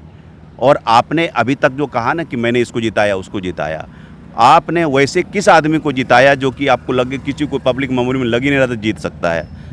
आपने राहुल गांधी को जिताया? मैं जानना चाहता हूँ। 2017 में अखिलेश राहुल को जिता हाँ, जिताया। यूपी के 2 लड़के में आपने ये क्या किया भाई? नीतीश जी, लालू जी, एक बहुत अच्छा कॉम्बिनेशन है। You wrapped it up very well, you are a good packager. वो आपने वो किया। तो मैं आप बहुत बड़े माइंड हैं भाई, आप बिहार को बहुत अच्छी तरह जानते हैं, बहुत जानकारी है आपको। You are the data man, super data man of Bihar. Fine, सब ठीक है। लोगों को वो डिस्ट्रिक्ट करेक्ट करते हैं कि 38 नहीं 40 डिस्ट्रिक्ट है, 2 पुलिस डिस्ट्रिक्ट है। तो मैं कहता हूँ 4 गो नहीं 2 पुलिस डिस्ट्रिक्ट है, 38 तो 40, तो 4 रेलवे भी जोड़ लो, सही बात, 44 है तब। तो एडमिनिस्ट्रेटिव जिला के समाहर्ता कलेक्टर होता है जिला का डिफिनेशन में। कलेक्ट, आप जब रेवेन्यू जो कलेक्ट होता है उसको जिला कहा जाता है। ये सब बेसिक डेटा है। तो इज द डेटा मैन, अच्छे पर्सपेक्टिव, अच्छे स्लोगन लेकर के आए, लेकिन वो ग्राउंड में कितना सीप कर रहा है, कितना कन्वर्ट कर रहा है। हम लोग भाई क्रिटिकल एनालिसिस तो करेंगे, बिल्कुल। हाँ, ये नहीं करेंगे आप जो चाह रहे हैं वही टोन में बोलेंगे कि क्या आप मुख्यमंत्री बनने वाले हैं, आपके पोर्टफोलियो क्या होंगे। This is not the kind of मुख्यमंत्री बनते ही पहला फैसला क्या करेंगे? नहीं आप शत्रु हैं, नहीं आपके मित्र हैं। हम पत्रकार हैं, अपना हम काम कर रहे हैं। आपकी बहुत सारी ग्लोइंग बातें भी लिखी है, अभी तक की जितनी इंटरव्यू ग्लोइंग ही बातें हैं। लेकिन फील्ड में हमको, जब हम घूम रहे हैं फील्ड में, SIR में भी लंबा सब घूमे हैं, पूरा मतलब 534 ब्लॉक है, मैंने 500 तो घूम लिया होगा बिहार में। तो थोड़ा बहुत जानकारी तो भाई मुझे भी क्रेडिट दीजिएगा। तो जो हमको अर्ली थ्रेट्स मिल रहा है, SIR पे आपने बहुत अच्छा काम किया, टोटल क्रेडिट आपको है। नहीं ठीक है, शुरू आपने की, वो आपके जैसे दोस्त देंगे और लोग नहीं। नहीं आपने बिहार से पहली 4-5 स्टोरी आप लोगों ने इंडियन एक्सप्रेस ने की। अरे ठीक है, मतलब मैं ये कह रहा हूँ कि आप फील्ड में जाइए और आपको इस तरह का फीडबैक मिलेगा। You also take that into consideration. That is, मैं ये कहता हूँ कि बड़े लीडर को जो है they have large heart for criticism. मैंने कितनी नीतीश कुमार के अगेंस्ट में कितनी 12-13 मैंने सीरीज किया होगा, महादलित सीरीज किया होगा, कोविड वाला किया। Not a single time, not even once he called me. एक बार कॉल किया था, वो फैक्ट्स के करेक्शन के लिए जानने के लिए, एक बात किसने बोली, लेकिन कभी नहीं कहा। तो मैं ये कह रहा हूँ, चाहे रामविलास पासवान, इवन लालू जी, कि आप अगर क्रिटिसिज्म करते थे, कोई स्टोरी करते थे, उसके फैक्ट जाना करते थे। सुशील मोदी फैक्ट जाना करते थे कि इसमें और क्या किया जा सकता है। तो that's how you grow in democracy, कि आप एक दूसरे से लेते हैं, आप रियलिस्टिक होते हैं। ऑफ कोर्स आप न्यू प्लेयर हैं, वेलकम, मोस्ट वेलकम आप। लेकिन जो विमर्श में जो बातें आ रही है, you should take tough questions. अभी उपेंद्र कुशवाहा का मैंने इंटरव्यू लिया, मैंने कहा कि आपको कुछ भी पूछ सकते हैं? कल कहा हाँ कुछ भी पूछ सकते हैं, आई रियलिस्ट टफ क्वेश्चंस। तो टफ क्वेश्चंस को जब तक आप रियलिस्ट नहीं करेंगे, आप कंप्लाइंट जर्नलिज्म चाहेंगे, that is not going to happen. That is आप इनसे ये पूछिए कि क्या मैं भावी मुख्यमंत्री से बात कर रहा हूँ? क्या आप मुख्यमंत्री बनते हुए पहली दस्तखत से क्या फैसला करेंगे? कि अगले 7 दिन में क्या आप बिहार में योजनाएं लागू करेंगे? अगले 20 दिन में क्या योजना? ये सवाल तो ठीक है, जब लगे वाकई कि 100 सीट पार करके मुख्यमंत्री बन सकते हैं तब पूछेंगे। तो ये उसके बाद का सवाल, ये सवाल पूछने में सवाल गलत नहीं कर रहा हूँ, लेकिन ये सवाल तब जब ये विजिबल हो कि ये आदमी यहाँ किंग या किंग मेकर की भूमिका में है। जब किंग और किंग मेकर दोनों भूमिका में नहीं है, तब ये सवाल बेमानी होती है। तब वो सवाल पूछे जाने चाहिए जो वही जवाब उनके सवालों से, जो उनके जवाबों से जो सवाल निकलते। खैर चलिए, उसमें बहुत सारे हमारे पत्रकार साथी भी नाराज होंगे कि आप आलोचना कर रहे हैं, इसलिए क्योंकि ऐसे लोगों को टारगेट किया जाता है। बहरहाल हम फिर से एक सवाल फिर प्रशांत किशोर पर लेंगे। देखिए क्या है कि वो फैक्टर तो एक दिलचस्प फैक्टर बन गए। अब बात आती है, मैं इसलिए बोल रहा हूँ कि जब मैं बिहार से जाऊँगा, कल जा रहा हूँ, वहाँ जितने लोगों से मैं 4 दिन दिवाली की छुट्टी में मिलूंगा, संतोष जी, चाहे कोई डॉक्टर, मुझे किसी डॉक्टर से दिखाना है, यहाँ कुछ प्रॉब्लम है, और या कहीं किससे भी, वो एक चीज़ पूछे, वो कोई नहीं पूछता तेजस्वी यादव, एक पूछेगा क्या लग रहा, लेकिन प्रशांत किशोर का क्या होगा? प्रशांत किशोर किसका वोट काटेंगे? प्रशांत किशोर किसको नुकसान पहुंचेंगे? क्या सीट मिल जाएगी 25-50? मतलब यही सवाल है, एक सवाल लोगों के जहन में। तो इसलिए वही सवाल फिर से कि प्रशांत किशोर 3 साल इतनी मशक्कत करने के बाद मैं इस पर इंडोर्स करूंगा और अपनी बात कहूंगा वजन के साथ कि उन्होंने बहुत ज़रूरी और वाजिब मुद्दे उठाए। पलायन का मुद्दा हो, शिक्षा का मुद्दा हो, रोजगार का मुद्दा हो, क्योंकि हम लोग, मैं पटना में हूँ, मैं पटना में रहा हूँ, संतोष जी, हमें याद है, अगर मैं 80s की बात करूं तो पटना साइंस कॉलेज की वो प्रतिष्ठा थी कि अगर उसमें किसी का एडमिशन हो जाता था तो बाप मान लेता था कि इंजीनियरिंग कॉलेज जैसा एडमिशन हो गया। ये प्रतिष्ठा थी, पटना कॉलेज, लॉ कॉलेज, ये सब था। आज वो प्रतिष्ठा शिक्षा में बिहार की धूमिल हुई। तो वो बहुत सारे वाजिब सवाल उन्होंने उठाए, लेकिन इतने वाजिब सवाल उठाने के 3 साल बाद आज ऐसी स्थिति क्यों है कि वो दावा कुछ भी करें लेकिन ज़मीन पर वो असर क्यों नहीं दिखता है? देखिए 3 साल काम करने के बाद भी वो पिछले साल 4 सीट पर हार गए थे। एक सीट भी जीत नहीं पाए, एक पर जमानत जब्त हो गई थी उनकी। ये अलग बात है कि आप इशू रेज कर रहे हैं, उसका इमोशनल कनेक्ट हो लोगों से, ये बात, और आप इलेक्शन लड़ें, इलेक्शन में वो वोट में कन्वर्ट हो जाए, ये प्रशांत जी समझ पाए। मैं बार बार इस स्पीच को रिपीट करता हूँ कि वो बिजनेस और पॉलिटिक्स में पहले थे, वो बिजनेस करते, स्ट्रैटेजी बनाते थे, लेकिन खुद इस बार पॉलिटिक्स में हैं। और लालू जी इस चीज़ को बहुत अच्छी तरह से समझते भी थे, कैसे वोटर से कनेक्शन करना है। कनेक्शन, वो हेलीकॉप्टर उतारते थे अगर किसी नेशनल हाईवे पर, तो उसका पर्पस होता था, उसका मतलब होता था कि वो कनेक्ट बिल्ड करते थे वोटर के साथ, कि हम आपके बीच के हैं। प्रशांत जी का एरोगेंस आप बहुत इजीली मेकआउट कर सकते हैं अपने स्क्रीन पर या किसी। प्रशांत काफ़ी एरोगेंट आदमी है, उनके लोग भी बताते हैं मुझे, उनके आसपास रहने वाले लोग भी उनको छोड़ कर जाते हैं, फिर आके ज्वाइन करते हैं, क्योंकि उनको नौकरी चाहिए होती है। Prashant ji is not like other politicians की भाई ठीक है सबको खुश रखना है, तब वोट मिलता है, तब आप सीट जीत निकलते हैं। इस तरह से एरोगेंसी के साथ सीट नहीं निकलता है लोगों का।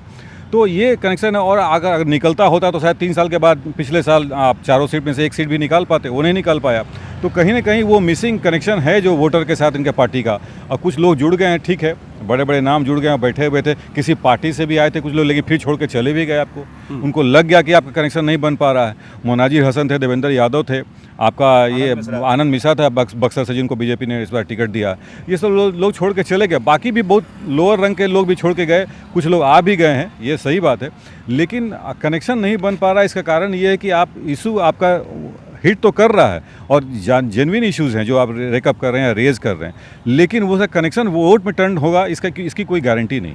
कनेक्शन क्यों नहीं एस्टेब्लिश हुआ? भाई वो करप्शन की बात करते हैं तो करप्शन है, 30 साल से करप्शन है। सम्राट चौधरी पर जो आरोप लगाए वो सामने है, लगता है, फैक्ट है। अशोक चौधरी पर जो आरोप लगे, लगता है कि लूटा गया है। तो ये सब करप्शन है, सब कुछ है, मुद्दे उन्होंने उठाए, लेकिन गया क्यों नहीं नीचे तक? 3 years is too little a time in politics. 3 वर्ष में पॉलिटिक्स में ये नहीं हो सकता है कि आप मतलब politics does not grow on steroid. वो नहीं होता है। वो केजरीवाल मॉडल एक वन ऑफ केस था कि आप आए, आप जीत के जमुना पुस्ता वाली पॉलिटिक्स की, अपने वो वेलफेयरिज्म आपका चल गया। यहाँ तो आपके पास वेलफेयरिज्म वाली बात भी नहीं करना, अच्छी बात नहीं कर रहे हैं।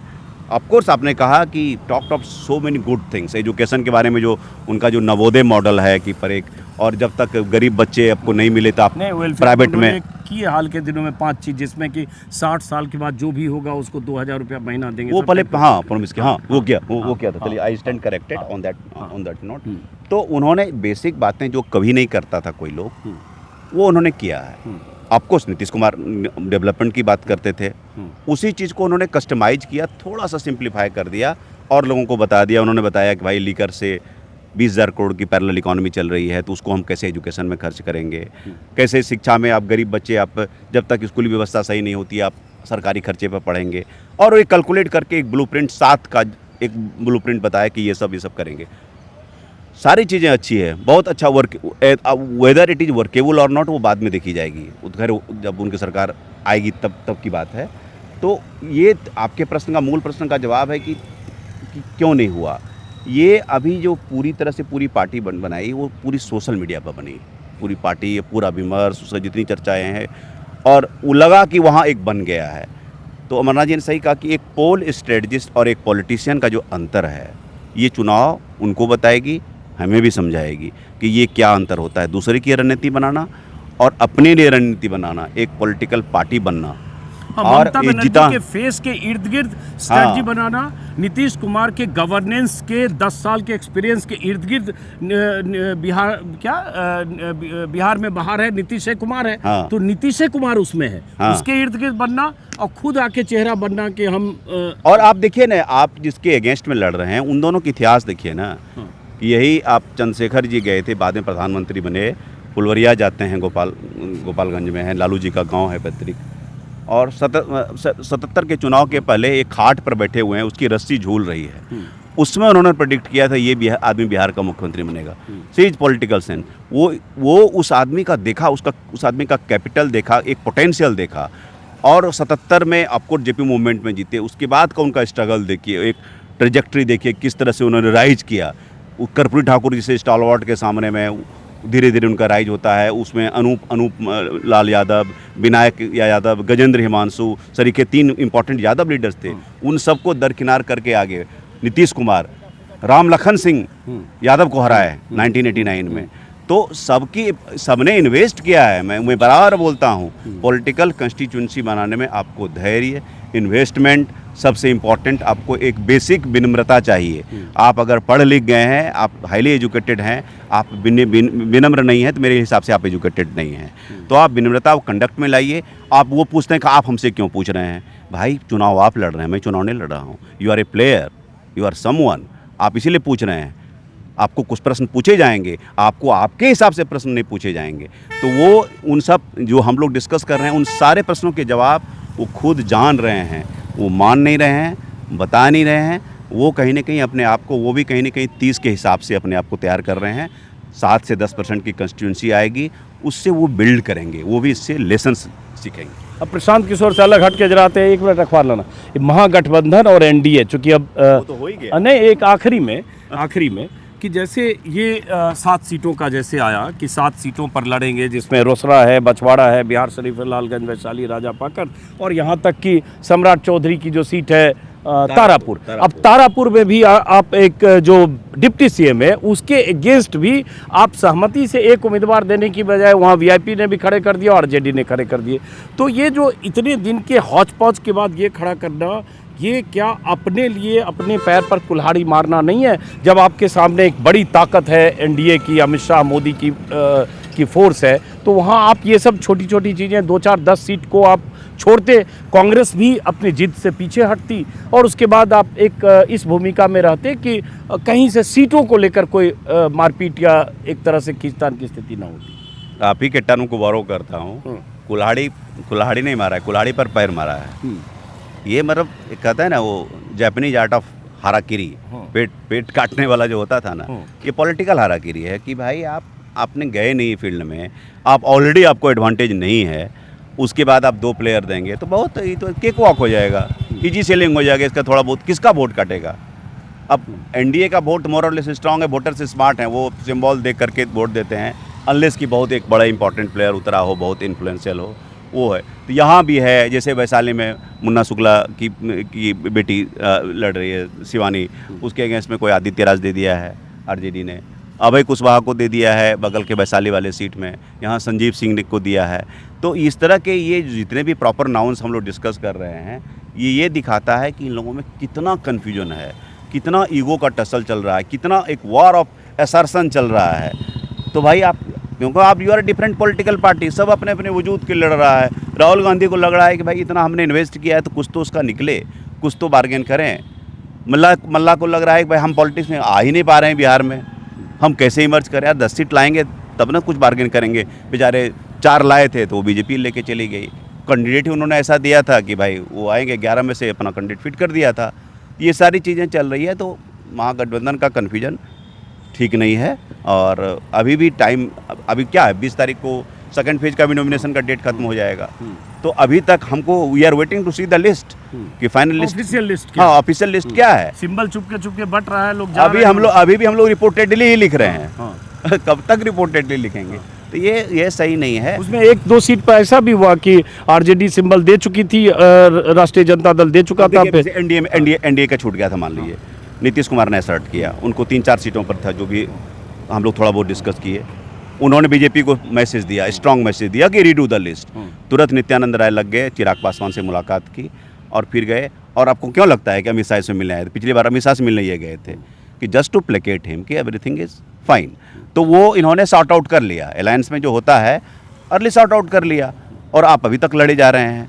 तो ये आप मतलब युद्ध शुरू होने के पहले ही आपस में इंटरनली खलबली मच गई है, तो आप सामने वालों का क्या यलगार बोलोगे आप? अब ये इम्पोर्टेंट है इतना, या ये मान लें कि हर चुनाव में ये सब रसाकसी खींचतान टिकट को लेकर होता है? भाई एनडीए में भी जैसे जीतन राम मांझी ने शेर शायरी की, उपेंद्र कुशवाहा ने 2 दिन तक कहे, रात में कह दिया all is not well in NDA, और उसका अमित शाह ने वहाँ बुलाया, दिल्ली गए और शाम को आ रहे हैं all is well in NDA, तो ये कितनी बार दाव पेच वहाँ भी हुआ, तो ये एक स्वाभाविक भी हो सकता है या इसका नुकसान है? नहीं, देखिए, ये स्वाभाविक तो नहीं है। आज के तारीख में कोई भी एनडीए का कोई भी अलायंस पार्टनर बीजेपी को डिफाई नहीं कर सकती है। आप अमित शाह के अगेंस्ट नहीं जा सकते हैं, आप मोदी के अगेंस्ट नहीं जा सकते हैं। नरेंद्र मोदी का वोट बैंक भी है बिहार में, विदाउट एनी कास्ट, और ये उनका अपना, उनके नाम पर वोट मिलता है। तो छोटी पार्टियां जो एसर्ट करती हैं, आज 4 घंटा पहले कुछ बोली, 4 घंटे के बाद उनका स्टेटमेंट बदल जाता है। इसके कारण ये कि आप डिफाई नहीं कर सकते फॉर सर्टेन रीजन्स। आपको भी रीजन पता, मुझे भी रीजन पता कि बीजेपी को आप डिफाई कर रहे हैं। महागठबंधन में आप डिफाई कर सकते हैं दूसरे को। कांग्रेस आरजेडी खिलाफ जा सकती है, आरजेडी कांग्रेस खिलाफ जा सकती है, बाकी छोटी पार्टियां उनके खिलाफ जा सकती है, लेकिन महागठबंधन में ये नहीं। अब नीतीश जी नाराज़ थे, नीतीश जी ने मीटिंग की, उसके बाद 3-4 सीट मिल गया, ये किसी ने जाना नहीं, ये हियर से है, ये रिपोर्टेडली ही है जैसा बताते हैं। लेकिन मुझे ऐसा लगता है कि नीतीश जी भी इस पोजीशन में नहीं है आज के डेट में कि अमित शाह को डिफाई कर पाएँ या अमित शाह के अगेंस्ट, विल के अगेंस्ट कोई पॉलिटिकल स्टेप ले पाएँ। वो स्थिति बिहार में भी उनकी नहीं, पॉलिटिकल स्टेचर उनका नहीं है अभी आज के डेट में। क्यों, अगर रहता तो कल के परसों के प्रोग्राम में अमित शाह जरूर कह देते कि हाँ हमारे मुख्यमंत्री यही बनने वाले हैं। वो नहीं बता पाए और आप कुछ नहीं कर पा रहे हैं। अब इलेक्शन है, इलेक्शन में कितना सीट आएगा? प्रशांत किशोर तो कहते हैं कि 25 के अधिक सीट आ गया जेडीयू को तो मैं संन्यास ले लूंगा। देखिए प्रशांत किशोर कितना इंटरेस्टिंग फैक्टर है कि यहाँ बात आते थे, फिर प्रशांत किशोर आ गए। उनका कहना है कि जेडीयू को अगर 25 से अधिक है तो मैं संन्यास ले लूंगा। हो सकता है उनकी बात सही हो सकता है संन्यास लेना पड़ जाए या सही हो, नहीं हो सकता है कि सही हो, 25 के नीचे आ सकता है, क्योंकि 43 पर आके लटके थे पिछले बार 2020 में, तो इस बार भी 25 के नीचे जा सकते हैं। 43 पर लटके थे, उसमें चिराग पासवान बड़ा फैक्टर थे। बिल्कुल, चिराग पासवान बड़ा फैक्टर थे। इस बार प्रशांत किशोर बड़ा फैक्टर हो सकते हैं उनके डिफीट में। चिराग पासवान का रोल शायद प्रशांत किशोर खुद प्ले करें और किसी के कहने पर प्ले करें, किसी के कारण प्ले करें, वो अलग बात है, वो उनका अपना पर्सनल इशू हो सकता है। लेकिन 25 सीट आए या 25 सीट के बाद आए, अगर 50 से अधिक आए तो बिल्कुल बार्गेनिंग पोजीशन में होंगे, नहीं तो बिल्कुल नहीं होंगे। जैसा लोग कहेंगे उस तरह करेंगे और शायद संन्यास भी ले लें, शायद वो पॉलिटिक्स से अपना रिटायरमेंट भी ले लें, अपना एक ऑनरेबल एग्जिट चाहते हो, ऑनरेबल एग्जिट का मौका भी मिल जाएगा इनको, नीतीश कुमार को। ये एक फिर एक टॉकिंग पॉइंट इन्होंने दिया कि एक क्वेश्चन मैं आपसे पूछूंगा। हाँ जी। आप सबसे पूछ रहे हैं, हाँ। मैं पूछ रहा हूँ। हाँ। प्रशांत जी चुनाव क्यों नहीं लड़े?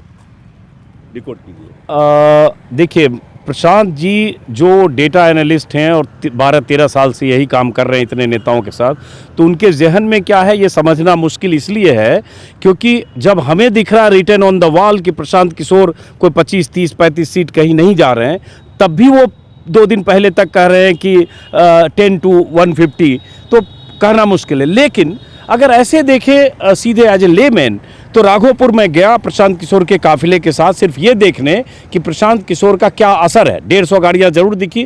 वो 150 गाड़ियाँ में मेरा अंदाजा है कि 130 गाड़ियाँ या मान लिए 90% गाड़ियाँ बाहर के लोगों की थी, वो गाड़ी में ही थे, उतरे भी नहीं। हम ही लोग ज़्यादा पैदल चले या प्रशांत किशोर और उनके साथ जो भी 25-50 लोग थे वो चले, वो गाड़ी वाले उतरे भी नहीं।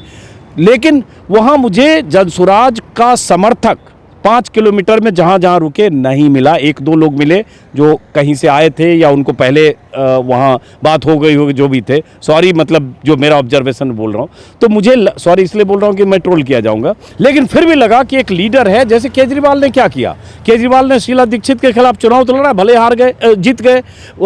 बनारस में मोदी को चुनौती दी, वहाँ हार गए लेकिन वहाँ जीते। यहाँ मुझे लगता है प्रशांत किशोर अपने को, जिसको बिहार में कहते हैं खराद पर चढ़ाना, अपने को अभी उस पर नहीं चढ़ाना चाहते हैं कि अभी तो अगर पार्टी पे होगी तो वो कह चुके कि अर्श पर या फर्श पर, लेकिन खुद अगर हार जाएंगे किसी सीट से तो शायद वो रिस्क नहीं लेना चाहते होंगे। ये मेरा आसान एनालिसिस है। प्रशांत किशोर सुनेंगे तो कहेंगे दिल्ली से आए पत्रकार, 2 यहाँ चौराहे पे खड़े होके 2 पत्रकारों से मेरा भविष्य काम करने वाले, हाँ मेरी भविष्यवाणी कर रहे हैं मेरे बारे में। अब आप बताइए क्यों ना लड़े? नहीं, मैं आप ही की बात को ऐड कर रहा हूँ, मोर और लेस सेम है। हाँ। एक तो सारा जो अमला है, पोल मैनेजमेंट उनको लग जाएगा, हाँ। उनके पीछे और जगह से कंसंट्रेशन खत्म हो जाएगा, एक प्रैक्टिकल बात। दूसरा, अगर हार जाते हैं तो ब्रांड प्रशांत क्रैश कर जाएगा।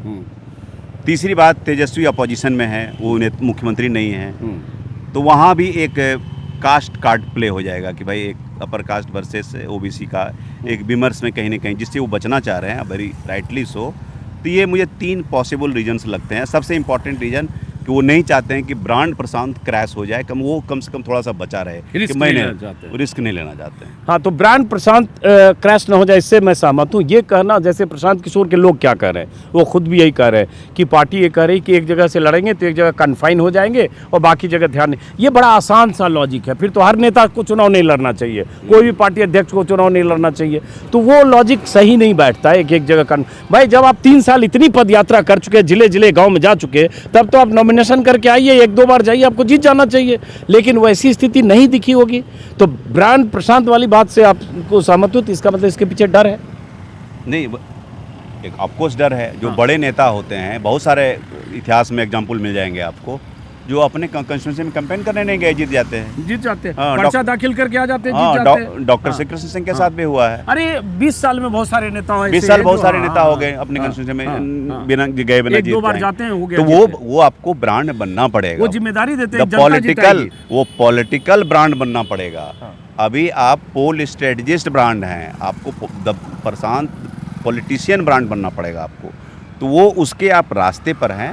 इट विल टेक टाइम, रास्ता सीधा नहीं है, बहुत एकदम जिग जैग होकर के जाएगा। हम उसी जिग जैग की चर्चा कर रहे हैं जिसके लिए हम लोग ट्रॉल किए जाएंगे। आपको क्यों लगता है प्रशांत किशोर क्यों नहीं चुनाव लड़े? देखिए, ठीक कह रहे हैं कि ब्रांड प्रशांत लेकिन प्रशांत किशोर को चुनाव लड़ना भी नहीं था। आपको हम बताएं, प्रशांत किशोर कभी सोचे, ये एक हाइप किया गया था, लोगों को असमंजस में डालने की कोशिश की थी कि 2 सीट पे लड़ सकते हैं। कर्मभूमि या जन्मभूमि। अगर राघोपुर से बेटर होता अगर वो करघर अनाउंस किए होते तो शायद हम लोग मानते हैं कुछ चांसेस वहाँ है भी, चूंकि वो अपर कास्ट डोमिनेटेड एरिया है, रितेश को जहाँ से टिकट दिया।